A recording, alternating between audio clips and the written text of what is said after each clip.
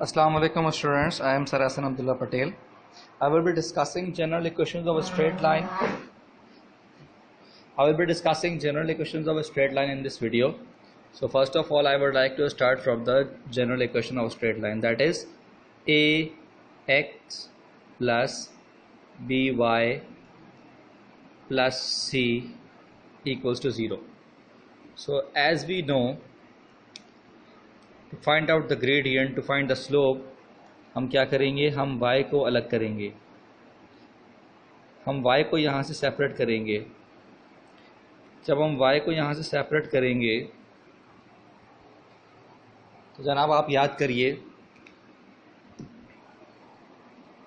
Consider y is equals to mx plus b।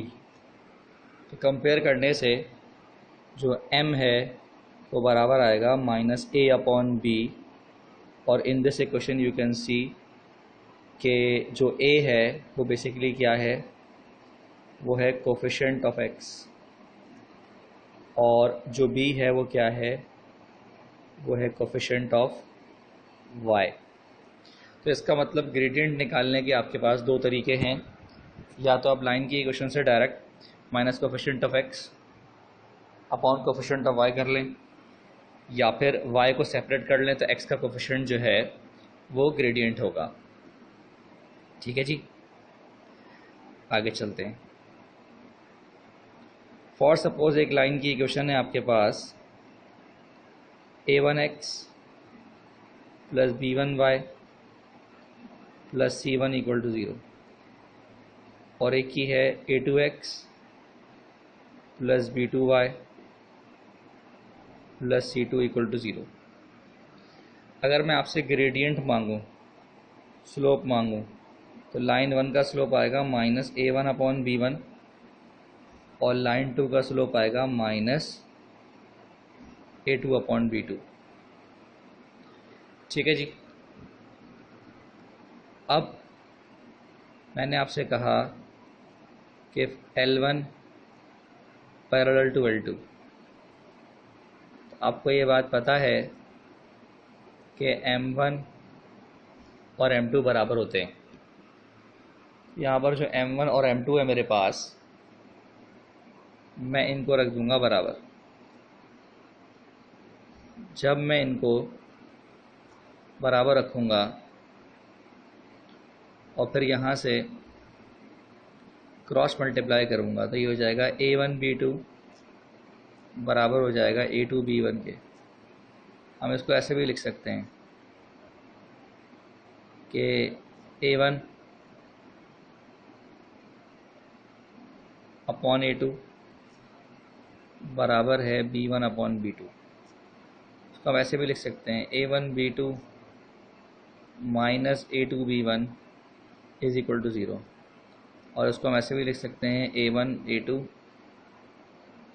b1 b2 के जो determinant है वो 0 के बराबर होगा। तो ये तमाम तर चीज़ें अपनी जगह पर बिल्कुल ठीक हैं, आप किसी भी तरीके से इसको लिख सकते हैं। ठीक है जी। अब इसी तरीके से अगर मैं आपसे कहूँ कि लाइन 1 परपेंडिकुलर है लाइन 2 पे, तो आपको ये बात पता है कि M1 M2 का जो प्रोडक्ट है वो -1 होता है, या ये कहो कि M2 बराबर होता है -1 अपॉन M1 के। अब यहाँ से हम क्या कर सकते हैं कि M2 की वैल्यू रखी हमने माइनस a2 अपॉन b2, और -1 अपॉन M1 रखेंगे तो ये हो जाएगा b1 upon a1। Cross multiply करें, ये हो जाएगा minus a1 a2 is equals to b1 b2। ऐसे भी लिख सकते हैं। उसके अलावा आप इसको ऐसे भी लिख सकते हैं कि a1 a2 plus b1 b2 बराबर 0 का, और इसको ऐसे भी लिख सकते हैं a1 a2 minus b1 b2, इसका जो डिटर्मिनेंट है वो 0 के बराबर आएगा। तो इसको आप ऐसे भी लिख सकते हैं। ठीक है जी। अब आगे चलते हैं। अच्छा जी, मिसाल के तौर पे वही लाइंस है हमारे पास, और अब बात हो रही है एंगल बिटवीन लाइंस की। एंगल बिटवीन लाइंस के लिए गालिबन आपको याद होगा कि tan थीटा का फॉर्मूला था m2 minus m1 upon 1 plus m1 m2। तो आपको जो मैंने m1 m2 निकाल कर दिया है, अगर आप वो यहाँ पर पुट कर दें तो क्या हो जाएगा? ये हो जाएगा -a2 अपॉन b2, हो जाएगा plus a1 upon b1 upon 1 plus m1 की जगह आएगा -a1 अपॉन b1 और m2 की जगह आएगा -a2 अपॉन b2। तो अगर इसको आप सिंप्लीफाई कर लें तो जनाब ये बनेगा a1 b2 minus a2 b1 upon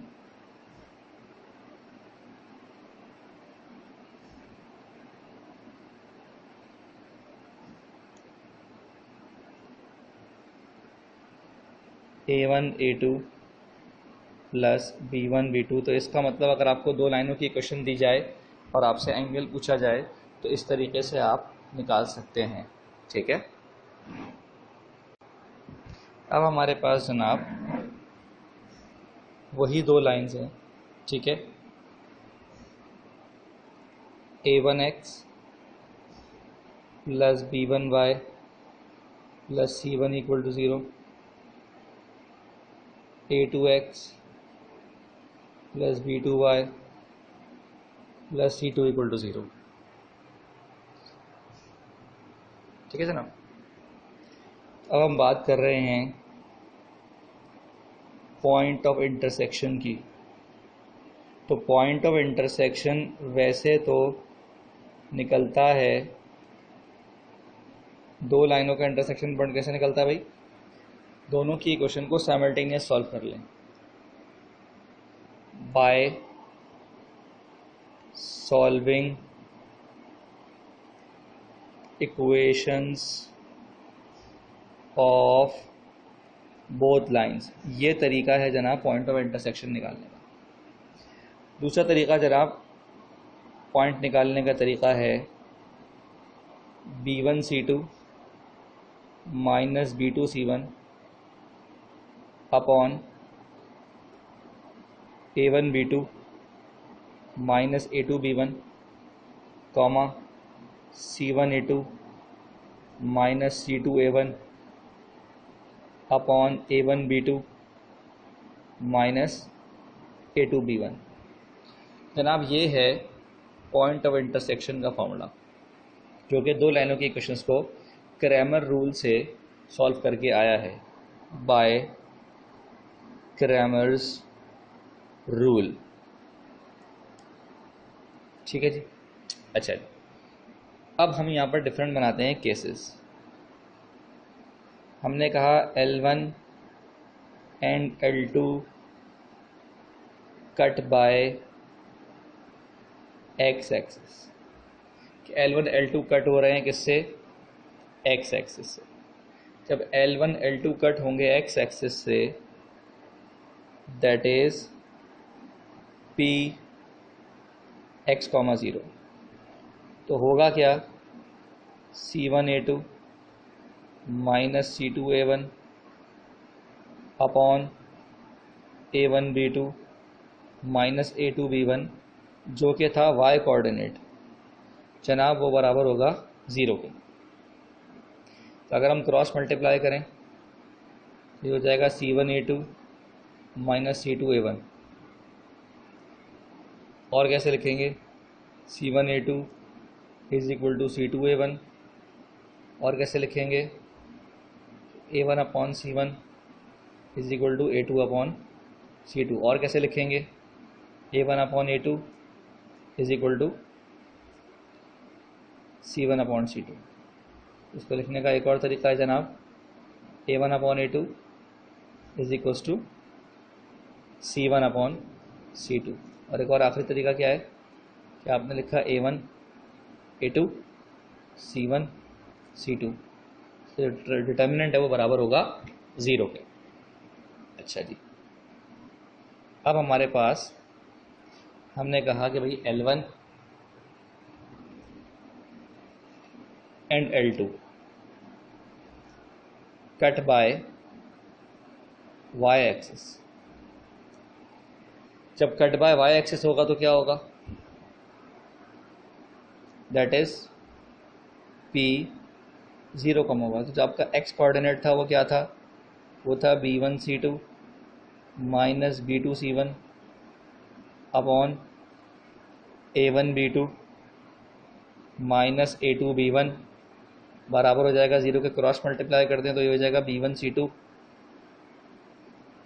minus B2 C1 बराबर होगा 0 के। और कैसे लिख सकते हैं कि B1 C2 बराबर होगा B2 C1 के, और B1 अपॉन C1 बराबर होगा B2 अपॉन C2 के। और कैसे लिख सकते हैं, P1 अपॉन B2 बराबर होगा C1 अपॉन C2 के।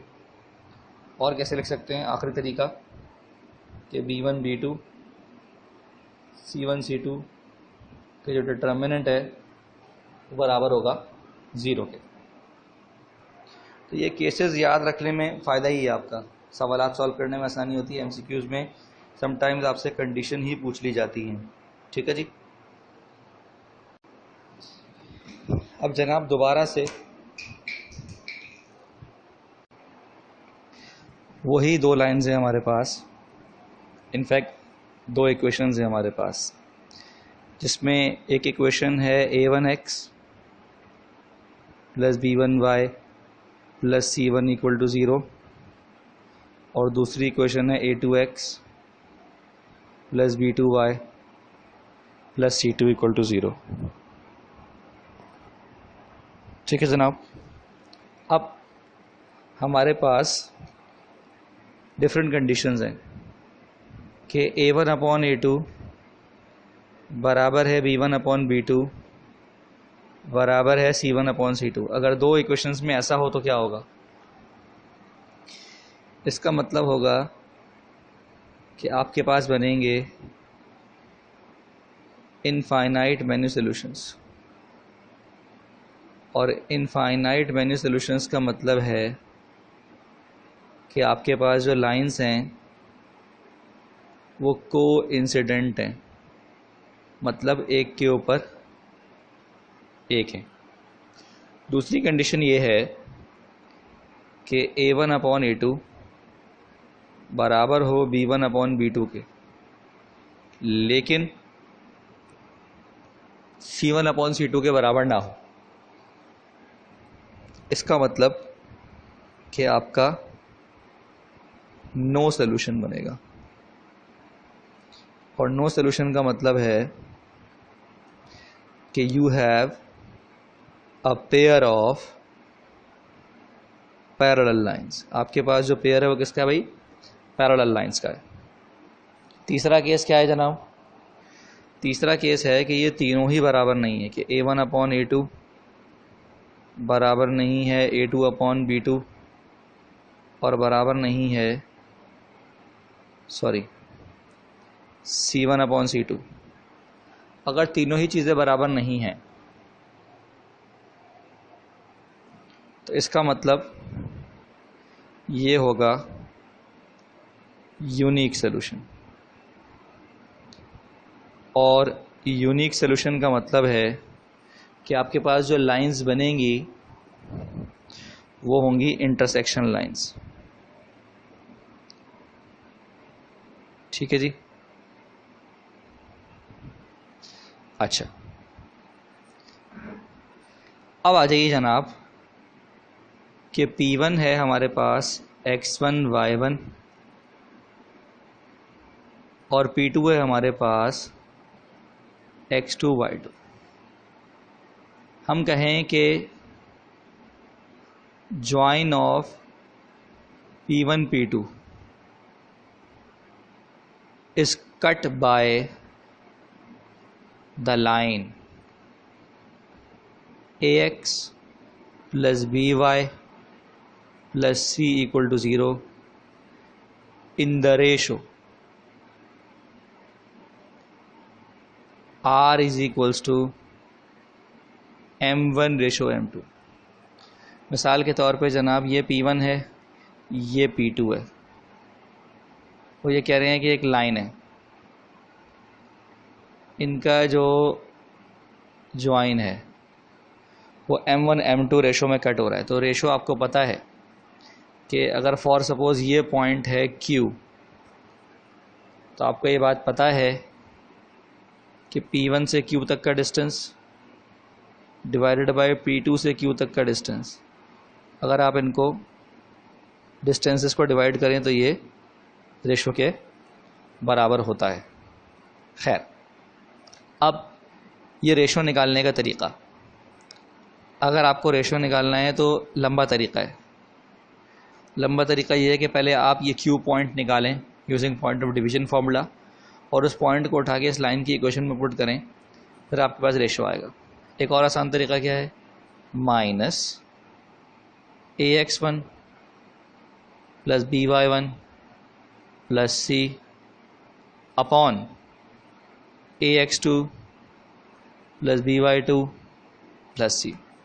क्या मतलब क्या हुआ इसका, माइनस इक्वेशन विद P1, मतलब P1 की वैल्यूज़ इक्वेशन में डाल दो, divided by equation with P2, equation के अंदर 0.2 डाल दो। तो इनका जो रेशो आएगा वो वही रेशो होगा जिस रेशो में ये लाइन P1 P2 को कट कर रही है। ठीक है जी, उम्मीद करता हूँ आपको समझ में आ रहा होगा। अब आ जाइए जनाब कॉन्करेंट लाइंस पे कि व्हाट आर कॉन्करेंट लाइंस। तो कॉन्करेंट लाइंस क्या होती हैं? कॉन्करेंट लाइंस का मतलब है कि व्हेन से बेहतर डायरेक्ट लिख देता हूं मैं, लिखा more than 2 lines meeting at the same point, then the lines are called concurrent lines। तो ऐसी लाइंस जो 2 से ज़्यादा हों और एक ही पॉइंट पे मीट करें। तो डायग्राम आपके सामने पेश करता हूँ जनाब। ये है L1, ये है L2 और ये है L3। तो L1 है A1x plus B1y plus C1 equal to 0। L2 है A2x plus B2y plus C2 equal to 0। और L3 है A3x plus B3y plus C3 equal to 0। तो आप देख सकते हैं कि ये एक ही पॉइंट पर मीट कर रहे हैं। तो ये जो पॉइंट है ये कहलाता है पॉइंट ऑफ कॉन्करेंसी। तो बेसिकली तीनों का पॉइंट ऑफ इंटरसेक्शन है। ठीक है, ये पॉइंट की बात हो रही है, ये सही। अब आ जाइए इनकी कंडीशन पर कि इफ लाइंस आर कॉन्करेंट तो क्या होगा। अगर लाइंस कॉन्करेंट हैं तो A1 A2 A3 B1 B2 B3 और C1 C2 C3, इनका जो डिटर्मिनेंट है वो 0 होगा। या ये कहो कि इसको अगर मैं ट्रांसपोज कर लूँ तो भी इसका डिटर्मिनेंट ज़ीरो ही आएगा। जैसे कि A1 A2 A3 B1 B2 B3 C1 C2 C3, तो ये डिटर्मिनेंट ज़ीरो ही आएगा। आगे चलते हैं। के मेथड। के मेथड क्या है जनाब? के मेथड ये है, के मेथड लगता कब है? के मेथड लगता है जब equation of L1 L2 given हो, इक्वेशन ऑफ L3 रिक्वायर्ड हो, और one condition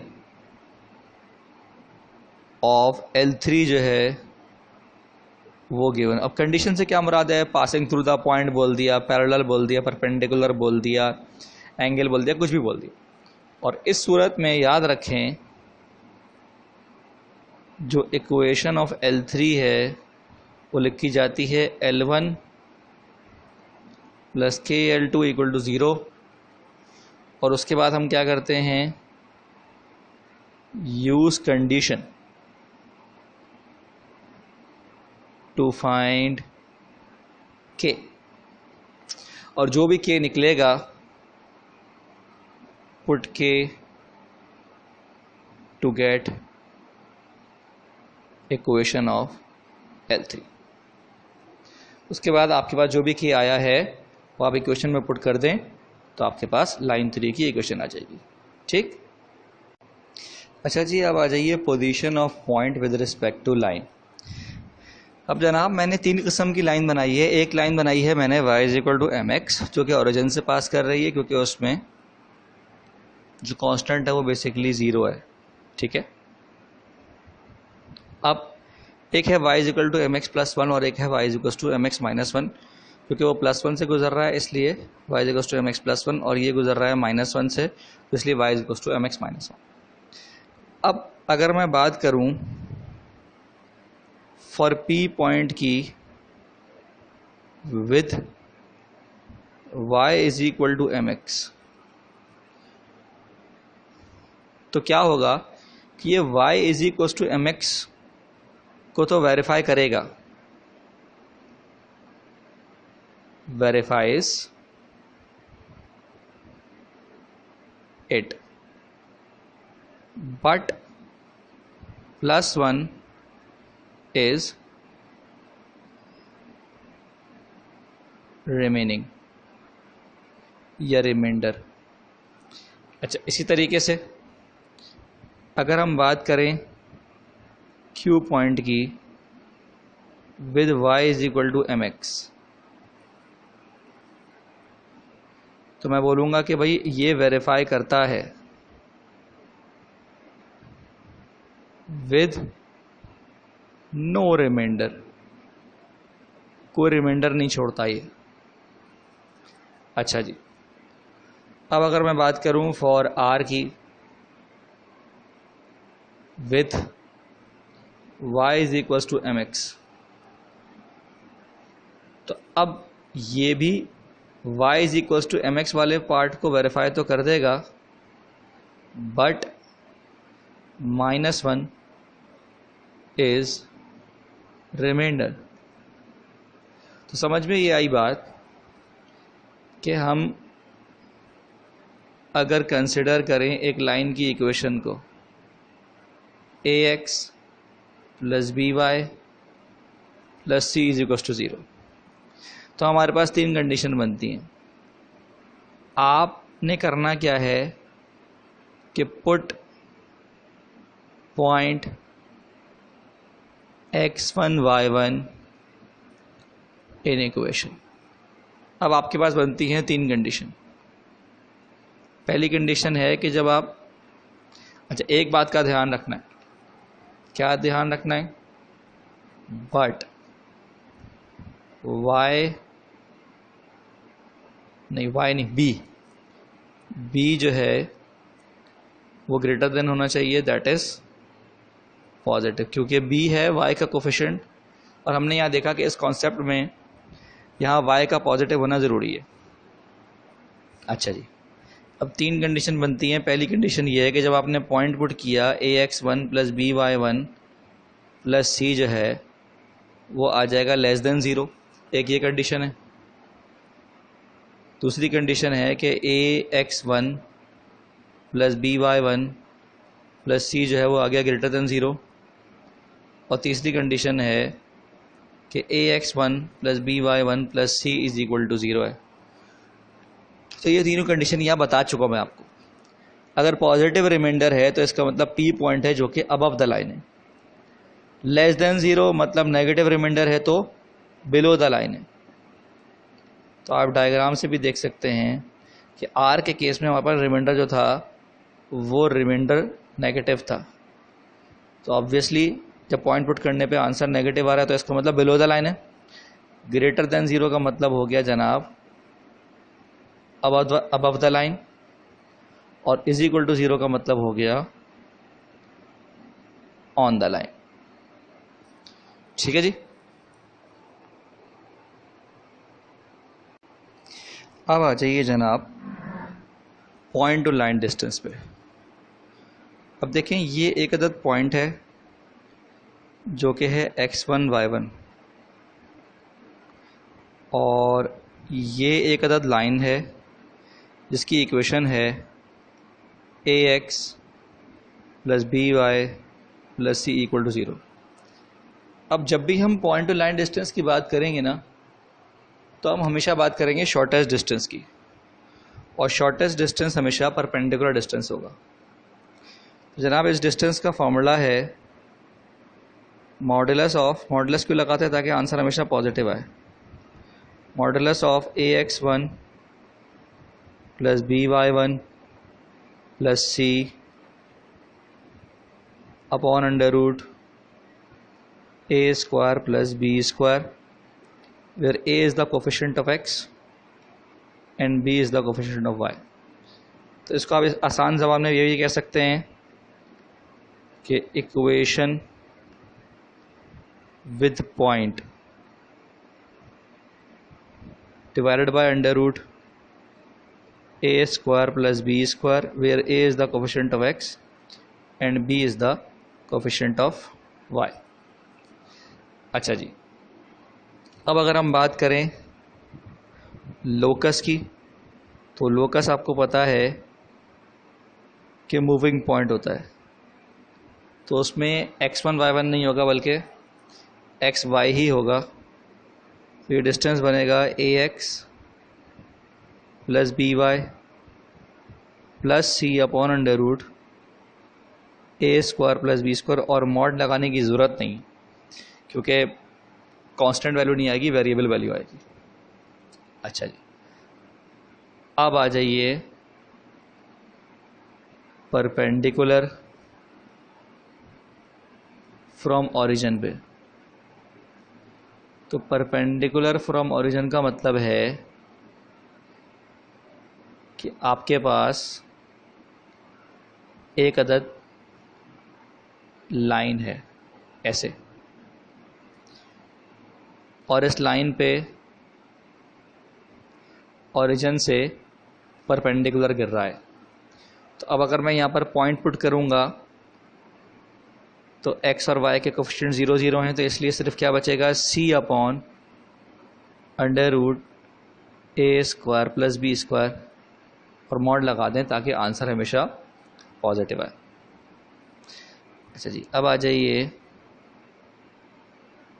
distance between parallel lines. Parallel lines के दरमियान का डिस्टेंस, जैसा कि आप देख सकते हैं कि ये L1 है, ये L2 है, और फॉर सपोज ये जो है ना, मैंने ओरिजिन दिखा दिया। तो अब आपको पता है कि P1 क्या है, distance between origin and L1, और P2 क्या है, distance between origin and L2। तो इसका मतलब डिस्टेंस बिटवीन, अगर पैरेलल लाइंस निकालना है तो सिंपल आप क्या करोगे, P2 माइनस P1 करोगे। मॉड इसलिए लगाया क्योंकि P1 और P2 जो है वो दोनों में से कोई एक बड़ा या एक छोटा भी हो सकता है। तो उसको आप कैसे लिख सकते हो, C2 upon under root A2 square plus B2 square minus C1 upon under root A1 square plus B1 square. तो इस तरीके से हम हासिल कर लेंगे। अगर हम यहाँ से ये देखें तो यहाँ तक का डिस्टेंस और ये यहाँ तक का डिस्टेंस, दोनों का अगर आप सब ट्रैक कर लें तो आपको डिस्टेंस बिटवीन पैरेलल लाइंस मिल जाएगा। तो हमारे सिलेबस में कोऑर्डिनेट ज्योमेट्री में एरिया भी निकालना सिखाया गया है। सबसे पहले मैं आपको बताऊं कि ट्राइंगल का एरिया जो है वो किस तरीके से बताया गया है। तो आप इसको कई तरीक़ों से सॉल्व कर सकते हैं।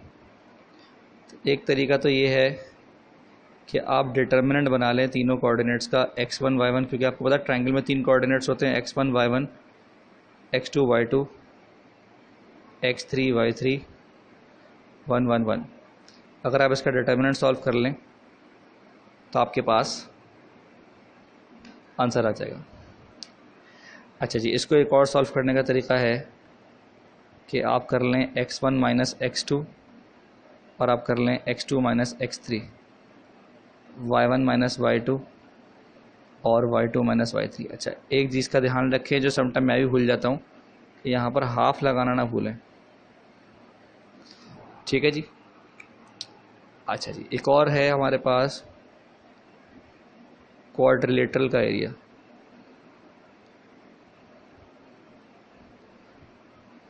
क्वाड्रिलेटरल कहते हैं 4 साइडेड फिगर को। तो अगर हम क्वाड्रिलेटरल की बात करें तो हमारे पास होता है हाफ x1 माइनस x3, यहाँ होता है x2 माइनस x4, यहाँ होता है y1 माइनस y3 और यहाँ होता है y2 माइनस y4। तो इसका डिटर्मिनेंट निकाल लें, आपका एरिया ऑफ क्वाड्रिलेटरल निकल आएगा। ठीक है जी। अच्छा जी, सम टाइम होता क्या है कि आपको ट्राइंगल दिया जाता है, ये L1 है, ये L2 है और ये जो है वो L3 है। अब अगर हम पॉइंट्स की बात करें तो ये वाला जो पॉइंट है वो A है, ये वाला पॉइंट B है और ये वाला पॉइंट C है। सम टाइम होता क्या है कि आपको ABC निकालना होता है टू फाइंड वर्टिसेस। वर्टिसेस के लिए आप क्या करेंगे कि अगर आपको A निकालना है तो आप करेंगे सॉल्व किसको, इक्वेशंस को, किसकी, L1 और L3 की, क्योंकि A जो है वो L1 और L3 का इंटरसेक्शन पॉइंट है। अगर हम B की बात करें तो B जो है वो सॉल्व होगा, आएगा solve equations of L1 and L2, क्योंकि B जो है वो इंटरसेक्शन है L1 और L2 का। और इसी तरीके से अगर आपको C पॉइंट निकालना हो तो आप करेंगे solve equations of L2 and L3। अच्छा जी, अगर आपको निकालना हो area of triangle when equations of sides are given, तो आप क्या करेंगे? Find points and apply Heron's formula. तो पहले आप निकालेंगे पॉइंट्स इसी मेथड से, और उसके बाद फिर आप लगाएंगे हीरोज फार्मूला। तो ट्राइंगल का एरिया निकालने का जो फार्मूला है उसको हम कहते हैं हीरोज फार्मूला। ए लेवल्स के स्टूडेंट्स ने इससे डिफरेंट फार्मूला पढ़ा है जो कि निकलता इससे ही है। ठीक है जी। अच्छा जी, होमोजेनस लाइंस क्या है? पेयर ऑफ लाइंस है जो कि पास करता है ओरिजिन से। अच्छा, जैसा कि आपको पता है कि y is equal to mx जो है वो ऐसी लाइन की इक्वेशन होती है जो कि पासिंग थ्रू ओरिजिन होता है। तो जनाब लाइन 1 की इक्वेशन क्या हो जाएगी? y is equal to m1x, और लाइन 2 की क्या हो जाएगी? y is equal to m2x। तो अगर मैं अरेंज करके लिखूं, ये हो जाएगा m1x minus Y equal to 0, ये हो जाएगा m2x minus y is equal to 0। अब अगर मैं कंबाइन करना चाहता हूँ तो ये इक्वेशन 1 है, ये इक्वेशन 2 है। मैंने इक्वेशन 1 को मल्टीप्लाई कर दिया 2 से, तो मुझे जो आंसर मिलेगा मल्टीप्लाई करके, पहले तो ये सिंपल मल्टीप्लाई करके दिखाता हूँ मैं आपको, उसके बाद मल्टीप्लाई करना आता है आपको, बच्चे नहीं हैं आप। ये हो जाएगा m1 m2 x square minus m1 plus m2 x y plus y square is equal to 0। तो जनाब ये है कंबाइंड इक्वेशन 2 लाइनों की। अब अगर मुझे गिवन है a x square plus 2h x y plus b y square is equal to 0, अगर मैं कंपेयर करूं, कंपेयर करने के लिए वाई स्क्वायर को अकेला होना चाहिए। तो पहले मैंने पूरी इक्वेशन को डिवाइड कर दिया b से,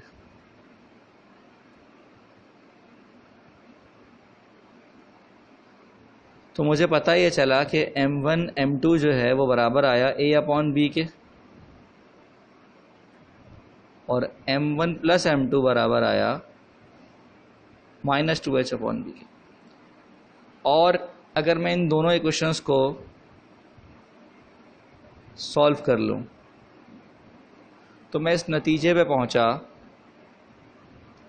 कि m1 बराबर होगा minus h plus under root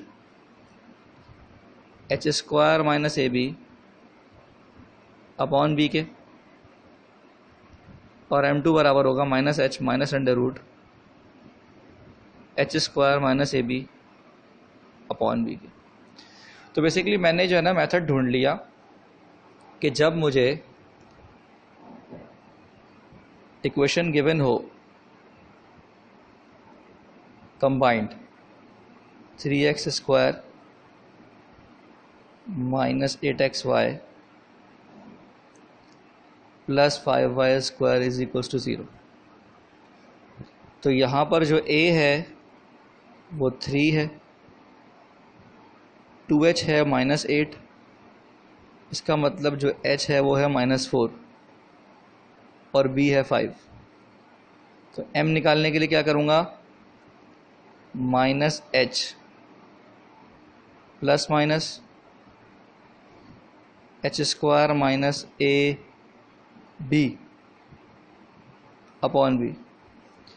simplify करूँगा, जब सिंप्लीफाई करूँगा तो मेरे पास आंसर आएगा 1,5/3। तो जनाब मेरे पास m1 भी आ गया, m2 भी आ गया। तो वो m1 m2 अगर मैं यहाँ और यहाँ लिख दूँगा तो मेरे पास आंसर आ जाएगा। एक आएगा y = x और एक आएगा y = 5/3x। तो इस तरीके से इक्वेशन जो है वो सेपरेट होगी अगर कंबाइंड गिवन है तो। अच्छा जी, एंगल बिटवीन लाइंस की बात करें तो एंगल बिटवीन द लाइंस के लिए आपको फॉर्मूला याद होगा tan थीटा का, m2 - m1 / 1 + m1 m2 याद होगा आपको, यहाँ प्लस माइनस भी था। खैर, उसी फॉर्मूले को इस्तेमाल करते हुए हमारा आंसर आता है 2√h²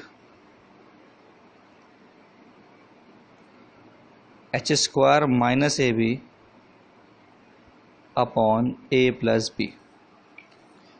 और यहाँ पर याद रखें कि इफ़ a + b जो है वो ज़ीरो आ गया, या ये कहो कि a बराबर आ गया -b के,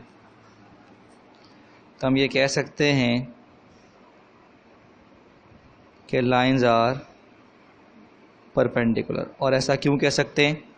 क्योंकि अपॉन में आ जाएगा ज़ीरो, और समथिंग अपॉन ज़ीरो का मतलब इन्फिनिटी। और ये बात आपको पता है कि tan 90 डिग्री जो है वो इन्फिनिटी होता है, दैट इज़ 1/0। ठीक है जी। अब आ जाइए जनाब नेचर ऑफ लाइंस पे। जब भी रूट आएगा तो आपके पास नेचर जो है ना वो चेंज हो सकती है।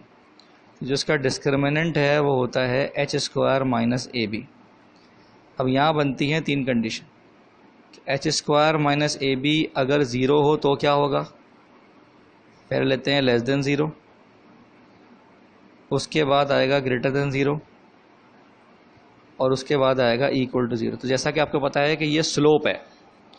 स्लोप का फॉर्मूला अभी आपको मैंने समझाया था, जो कि था -h ± √h² - ab upon b। तो क्योंकि ये वाली वैल्यू जो है ये स्लोप की वैल्यू है, तो लेस देन ज़ीरो का मतलब यहाँ आयोटा आ जाएगा, तो स्लोप आयोटा की फॉर्म में आएगा। इसका मतलब जो लाइंस हैं वो इमेजिनरी लाइंस हैं, इमेजिनरी लाइंस। तो ग्रेटर देन ज़ीरो का मतलब रियल लाइंस तो हैं, रियल एंड डिस्टिंक्ट लाइंस। क्योंकि ग्रेटर देन ज़ीरो का मतलब है प्लस का स्लोप अलग आएगा, माइनस का स्लोप अलग आएगा, और इज इक्वल टू ज़ीरो का मतलब है कि दोनों के स्लोप एक ही हैं। तो बेसिकली जब एक ही पॉइंट से पास कर रहे हैं, क्योंकि ओरिजिन से पास कर रहे हैं, तो कोइंसिडेंट होंगे जब स्लोप भी सेम हो गया तो। ठीक है जनाब। अब मैं आपको बताता हूँ परपेंडिकुलर पेयर। परपेंडिकुलर पेयर क्या है जनाब? परपेंडिकुलर पेयर में जो लाइन 1 डैश है वो परपेंडिकुलर है लाइन 1 के, और लाइन 2 डैश जो है वो परपेंडिकुलर है लाइन 2 के। तो इसीलिए इसकी इक्वेशन होगी y = -1/m1x, और इसकी होगी y = -1/m2x। जब उसको आप कंबाइन करेंगे, L1 डैश मल्टीप्लाई करेंगे L2 डैश से, तो ये आएगा m1 m2 y² plus m1 + m2 xy plus x² = 0। तो याद होगा आपको m1 m2 था जनाब a/b, और ये था जनाब -2h/b।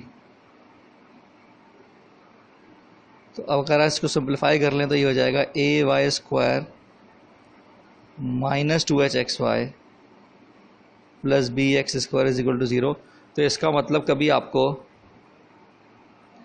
परपेंडिकुलर पेयर निकालना हो तो कैसे निकालेंगे? Example,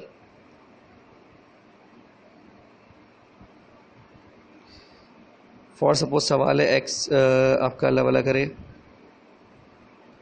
3x² plus 4x y plus y² 2y² is equal to 0। तो इसका जो परपेंडिकुलर पेयर है वो कैसे निकलेगा? यहाँ पर आ जाएगा 3y², ये हो जाएगा -4xy और ये हो जाएगा 2x²। जनाब ये आ गई परपेंडिकुलर पेयर की इक्वेशन। तो जनाब ये हुआ होमोजेनस लाइंस का चक्कर ख़त्म, और इसी तरीके से हमारा अल्हम्दुलिल्लाह चैप्टर भी ख़त्म हो गया। तो मैं उम्मीद कर रहा हूँ कि आपको ये टॉपिक भरपूर तरीक़े से समझ में आया होगा। तो इंशाअल्लाह फिर आगे की वीडियोस में जाकर फिर हम मज़ीद चैप्टर्स देखेंगे। ठीक है जी, अपना भरपूर ख्याल रखिए। अल्लाह हाफ़िज़।